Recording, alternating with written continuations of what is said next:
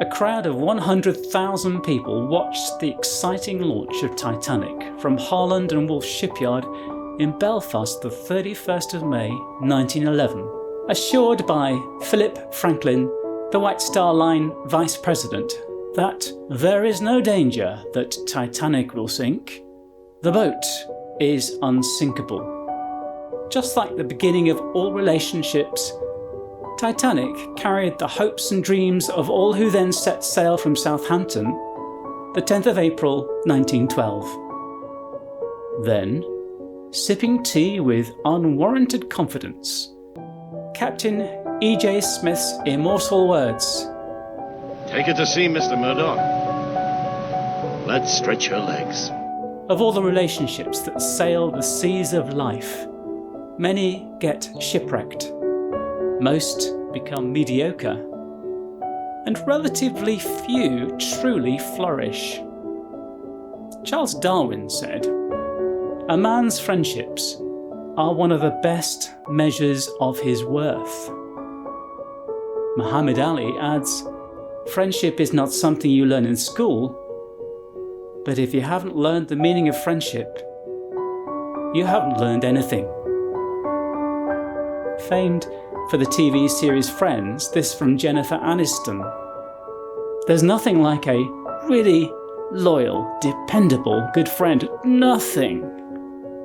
She also speaks of the challenge of staying connected to a person as you get to know them, and then to have clarity in ending relationships, to be ready to move cleanly into your next phase.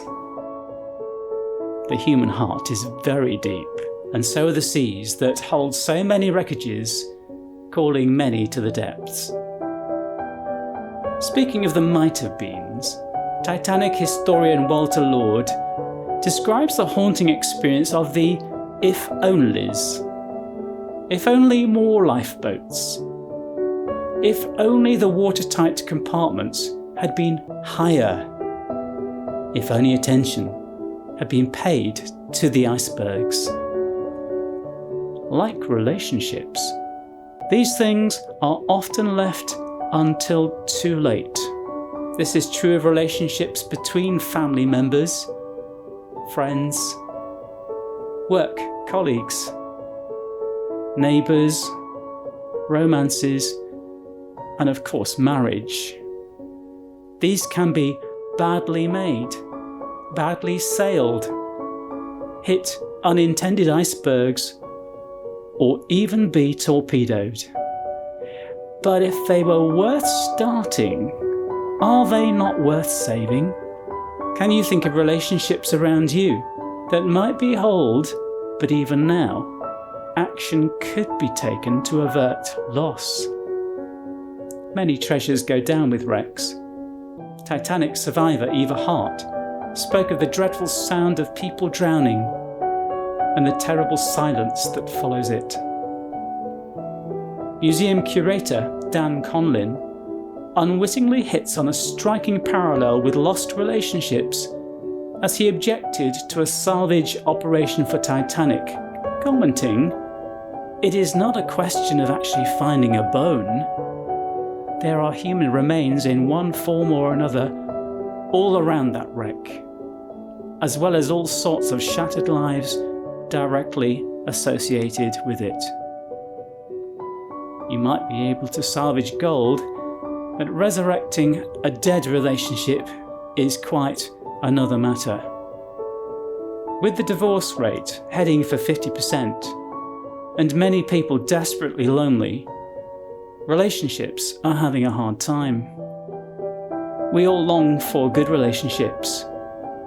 It was Marilyn Monroe who said, "I'm just a small girl in a big world, trying to find someone to love." And yet, it all seems easier to have the quick fix version through social media, speed dating, and pet substitutes, for at least they don't answer back, and they seem to be appreciative. Aristotle described friendship as a slow opening fruit. The same is true of trust that accompanies true friendship, And that trust comes through shared experiences, openness, and a willingness to forgive. Taylor Swift croons, "This love is difficult, but it's real." In the epic Titanic, Rose's last call to Jack was, "I'll never let go." and his last words to her were, "You must promise me that you'll survive. That you won't give up. No matter what happens. No matter how hopeless." Let Dr. Martin Luther King's words inspire you. We must discover the power of love, the redemptive power of love. And when we do that, we will make of this old world a new world. For love is the only way. Bishop Michael Curry shook things up for everyone at the wedding of Prince Harry and Meghan Markle, raising a few eyebrows and bringing some wise smiles with those words, "Where true love is found, God himself is there." If humanity ever captures the energy of love, it will be the second time in history we have discovered fire. As the well-known song says, love is all you need. Shane Ward sings another song for us to reflect on. Will you stand by me, hold on and never let me go?